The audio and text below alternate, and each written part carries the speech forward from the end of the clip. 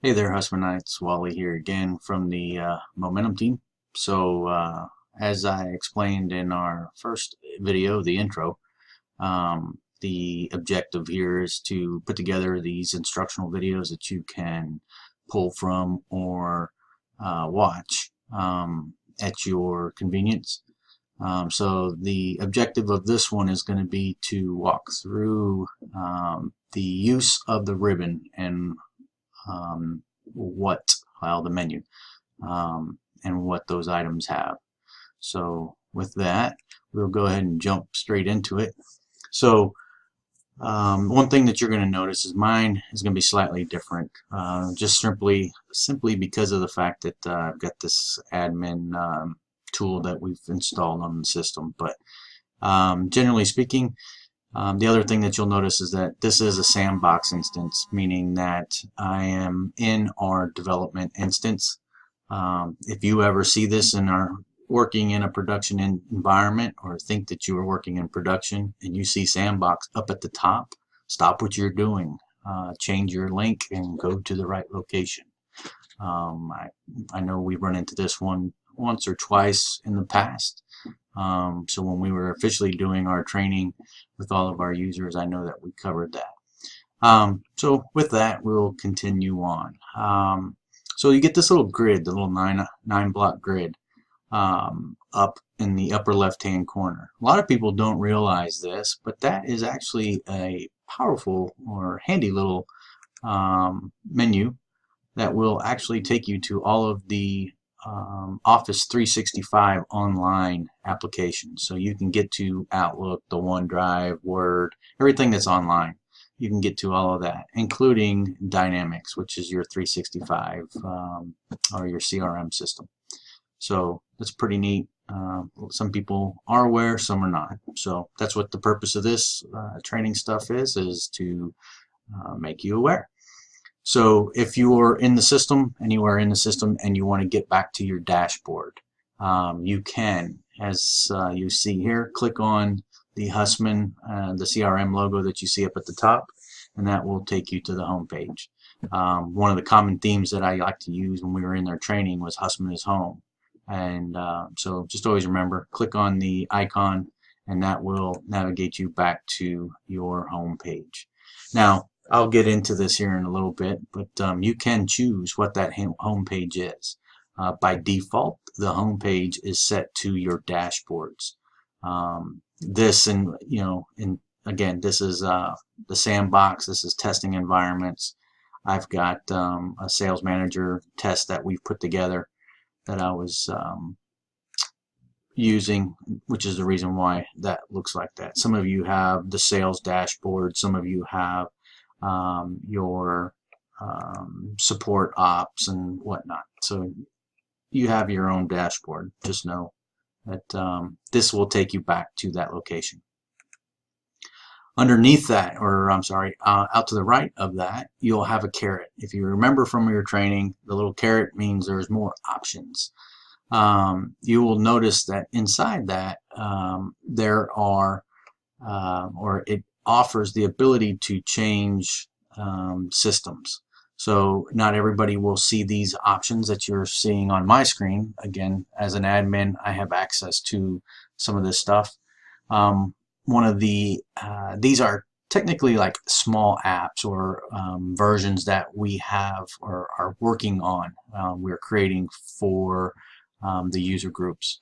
Our first one that we have kind of in limbo right now is the Sales Manager app, which is primarily focused on giving our sales managers the ability to approve these quotes and orders from their phones. So we ran into a small problem with it. We're still working through that, trying to get that wrapped up and out for general consumption. But more instructions will come on how and when to access that stuff, but just know that that's what that's for. The next item over is the sales module. So this, the way that CRM is broken up is technically into two sections in our current format, sales and service. There are other things that are out there. We just don't have them turned on in the current state. But you do have the ability to jump into the different areas or sections, as I tend to refer to it. Again, clicking on the caret, it will show you what you currently have highlighted. So if this said service up at the top, the service tab would be selected and show the various modules or entities that are available underneath that. Sales is generally where all the action is taking place right now.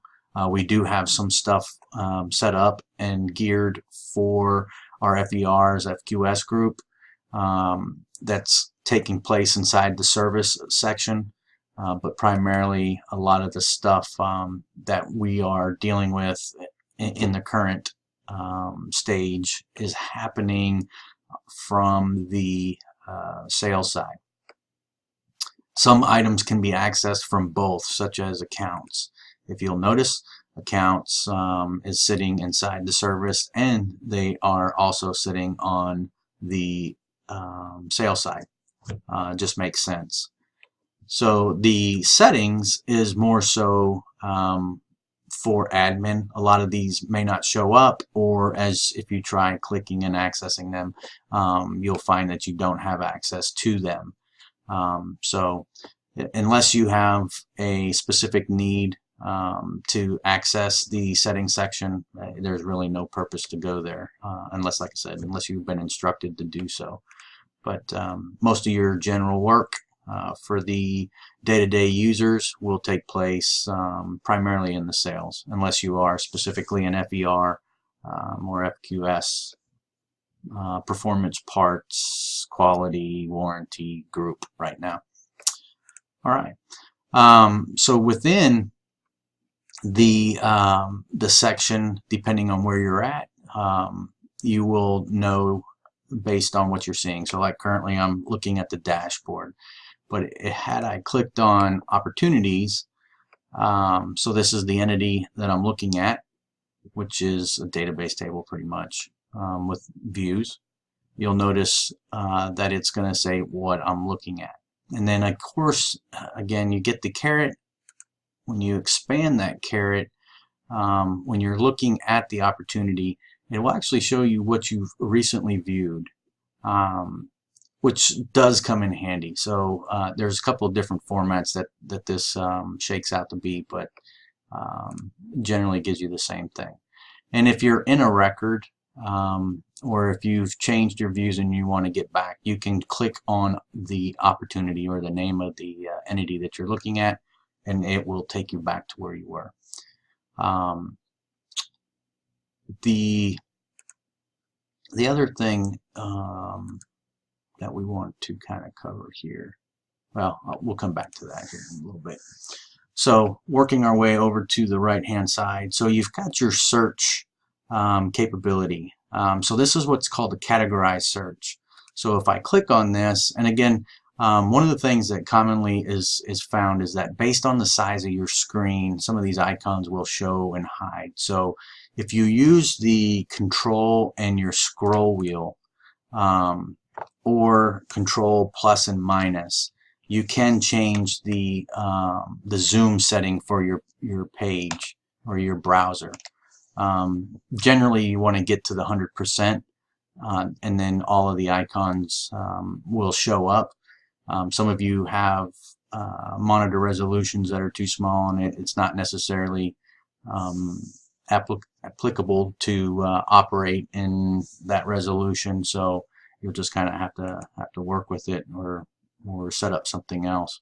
So back to the search, you can come up in here and type in what you're looking for. Now just know that this search, as a lot of people like to call it, it's commonly referred to as a global search.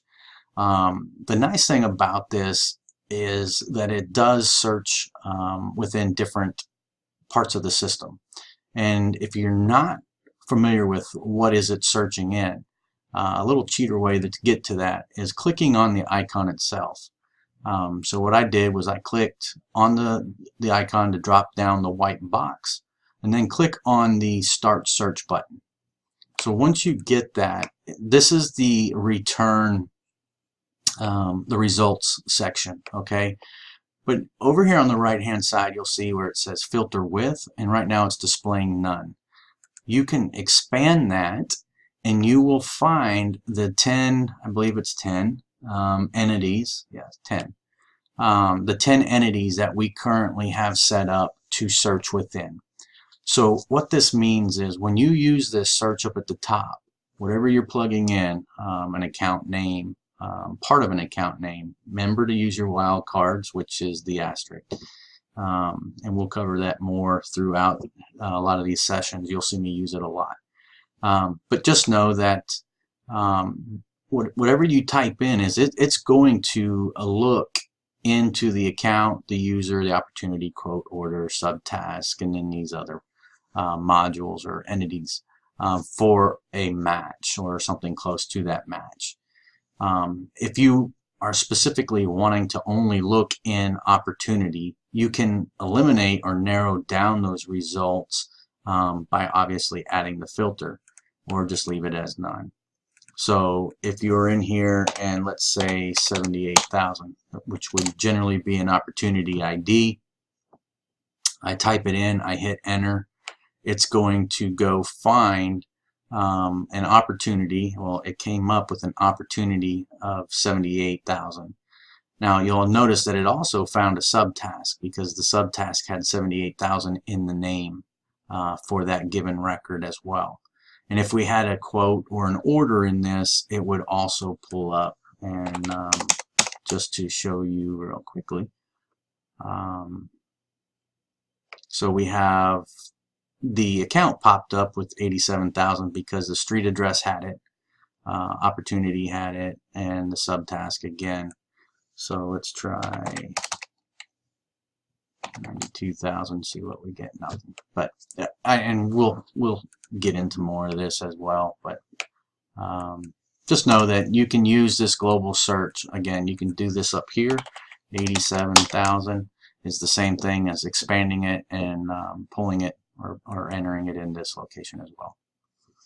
I can quickly get to, let's see, 89,246. That would help me show you 89,246. So if I plug that in, now you'll see, okay, here's the opportunity. Here are two quotes related to this opportunity, and here's one order related to this said quote and this said order. And of course, as I narrow this down, the more data that you provide, the more refined your search and your results will be. You can click on the item and it will open and take you directly to that record as well. There are some other things that are other capabilities in that search, and we'll get more into that type of stuff in a specific segment that I want to tailor around searching. Alright, so back to where we were. So there's our global search. The next item is recently viewed items, and I remember in a lot of the original training sessions, I kind of had a different opinion of this field or this function, and I may have even said, it's not very useful. The biggest thing I could probably see it being of a lot of value is if maybe your browser had shut down or you accidentally closed out the browser and you want to jump back to it.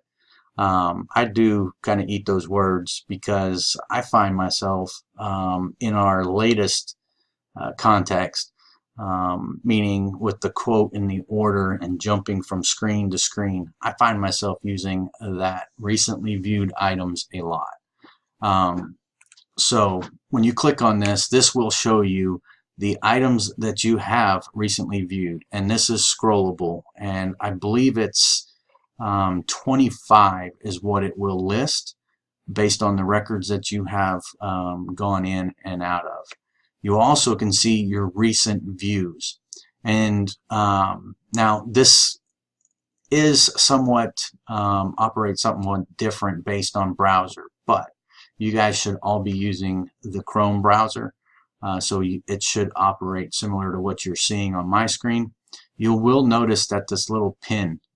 So if you find that you want that particular view, or you want to keep this record up at the top so that you can access it on a regular basis, there might be perfect reasons for it, such as maybe you want to jump to the Target store as your starting point. I'm just throwing some examples out there of possibly why, but you can very well pin that just by clicking on it, and you'll notice that it sticks to the top, and then you can unpin it as well to pull it out of that group. The color codes and stuff all coincide with, or the icons coincide with what you see up here. Nothing really special there, but this does become extremely valuable and allows you to quickly navigate, especially, like I said, in the current hops usage. When you are in a order or quote, you're jumping into the line item price and you're jumping back and forth, and you know, if you're going screen to screen, you can quickly and easily jump back to a record that you need to get to. So just know that that's there. All right, so next one is the new. Now, the ones that I will say as of right now is, by all means, knock yourself out with the activities. A lot of these others, the reason why they show up here is strictly because of the simple fact that we have them set up as quick creates. And what a quick create is the form that opens up at the top of the screen. It makes it easy so you don't have to go chase the stuff down. If you find yourself clicking on this new button and you're going in here and you are creating, let's see, one that kind of stuck out for a while was Subtask. I don't see it up in here anymore. Maybe we did figure out a way to get rid of it. But some of these, if you find yourself creating items from this screen, you are probably running into a lot more problems than you plan to at the end of the day, just simply due to the fact that creating these is meant to be created in other locations. This is just a byproduct of how the system operates when we open those up to be what they call the quick create, and it looks like we may have found a way to hide one of them, so we may have to circle back and talk and try and get some of these others removed from this, because we know for a fact that we don't want them up there. So I guess the message here is don't use this section unless you know that it's safe, and at this point in time I don't have that details to outline that for you. So the next item is your advanced find, and we will cover this in great detail in another session. Just know that this tool right here, or this functionality inside CRM, is going to be a lifesaver for some of you. Some of you may not ever want or desire to click and dig into this, but if you have a need to run some type of report or dig out some data regarding your customer or some activity that you've done inside CRM, this is the tool that's going to get you there. If you want to customize and create your own dashboard, or hey, I like this way this dashboard is, but I want to change this where it has these additional columns, or I want to filter it based on these date ranges, whatever it is, this is the tool that you are going to use to get to that point. And with that being said, this requires its own session, its own time, and for the sake of this, you know, I want to try and keep these down to 30 minutes or less.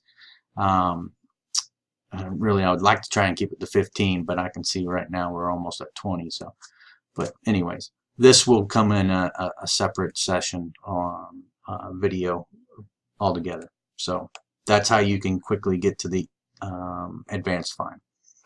So the next item that you see is the settings. So there's some interesting things inside this. So settings. So you have options that are specific to you as a user. And one of those options, and I just briefly touched on this, and I'll come back to this again. I think there's enough stuff in here to warrant a separate video. I think that the default, well, we'll just start off here. The default pane. So what that means is when you first come in, what pane is it that you're looking at? And you'll see that it's set up as sales. So if you are an FER or FQS and you're tired of clicking on service to get to the FER or FQS pages, you can change that. The other thing that you can do is, like right now, it always jumps to the dashboard. If you are a particular user and you know what, the dashboard is not where you want to start off at every time. Maybe you want to see the list of accounts and you've got it already defined, or a view that's filtered on your accounts, or accounts that you follow, or opportunities that you've created, or there's 100 million different combinations to this. Just know that you can define or set what's your default tab and the default pane. So whatever section that you saw up here, the sales or service, and then the various items or sections inside that. And then you can pin or default your view based on that. And again, we will I'll put some examples out there in other videos. The other thing that one of the first things that I did, just because of the simple fact that 25 records in a standard view, typically you find yourself paging to get to the rest of the records. Obviously there's times where 25 is perfect, but when you start dealing with a lot of data like we do on the admin team or on the momentum team, we tend to want to see a lot of that data. So you have the ability to set how many records you see by default. And I want to say that I think the default list is 25, but you have the ability to do 50, 75, 100, and 250. Just know that. The other one that I'll just touch briefly on is you can also set up what your default time zone is. I know that we have struggled a lot with Subtask and some of the timestamps. And if you were on the West Coast and you were looking at records on the East Coast, and you were running reports, it didn't always play out well. You can change your default time zone. I know that with a lot of the rework that we've done, this has not really become an issue. We've become extremely smarter in that topic, so it's not as necessary. But if you wanted to, you can do that as well. And like I said, I will circle back on some of these others. This probably warrant its own session alone. The next item, and your icon may be different. So mine is set up right now. So Microsoft introduced with one of the prior updates, they introduced what they call Learning Path. And what it is we can customize or tailor the training material that's inside CRM. We just haven't had the time to really dig into that, and that's why I'm hoping some of these videos will provide a backfill, so to speak, due to some of this. I know that we are putting some additional content. There's some interactive training material that's being put together by some other members of the team. So we could possibly link that. We can put these videos in this. There's a lot of capability here. We just really have not dug into it. And to be fair, Microsoft didn't exactly have it 100% when they launched it. So if you just see, I think it's just standard question mark without the box. That is the default question, or I'm sorry, the default help section takes you straight out to Microsoft's only stuff. The square around it, as you see on my screen, is the tailored, or what they call the learning path version. And that actually has to be turned on by users, or you have to go into your options. Actually, it was right there, I believe. Back up. It was you have to opt into the learning path, and like I said, we don't have it actually turned on, or we don't have the content built out, so there's really no purpose to do it. And it looks like we've locked up. So, oh, there it goes. All right. No, that's not what I want. I want this one. So in the, yeah, I can opt out of the learning path and it would put it back, or you can opt in. But anyways, then the last item. So in the event, I've just as recent as today, I had a user that ran into a problem, and I had to give them the instructions, try signing out and then signing back in. And what ends up happening is, really this is the only time that this stuff happens, is you're using it, your session is actually expired. So the way it's set up, I believe right now, it's you get a 24-hour session when you log in. So you shouldn't have to log back in within a 24-hour window.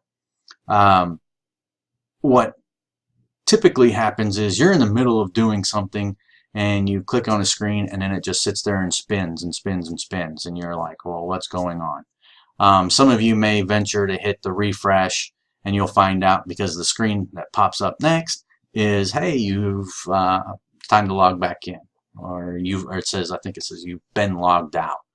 And what that generally is, and like I said, it's in that 24-hour window that you have to log back in. I mean, your session has expired. They're not very forgiving when it comes to, hi, I'm in the middle of doing something, you know. But anyways, so in that event, if you're still in the system, you can come in and say sign out. You can do a refresh. I know there's times where it becomes a little scary because, hey, I was in the middle of sending something. Did it send? If it failed because your session logged out, then generally you should be safe, because it would reject it because you haven't logged in, or you're not authenticated, so to speak. But in the event that I say, hey, log out, or if anybody on the team tells you or instructs you to log out, just click on your name up in the, or the little icon in the upper right hand corner, and then you can click the sign out button. And with that, that is the functionality of the menu bar up at the top. Hopefully you found something of value, and like I said, as we go through this, there's going to be some stuff that warrants a little bit more in-depth conversation and demonstration, and then some of it's really not meaningful, I guess is the best way to say it, and so we won't waste your time.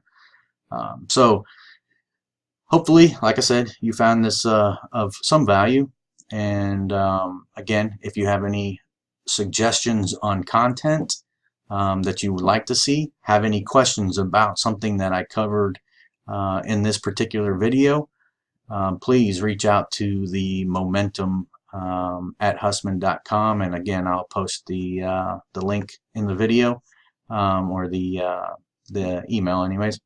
And with that, we will call this one a wrap. So happy CRMing, and we will talk to you later.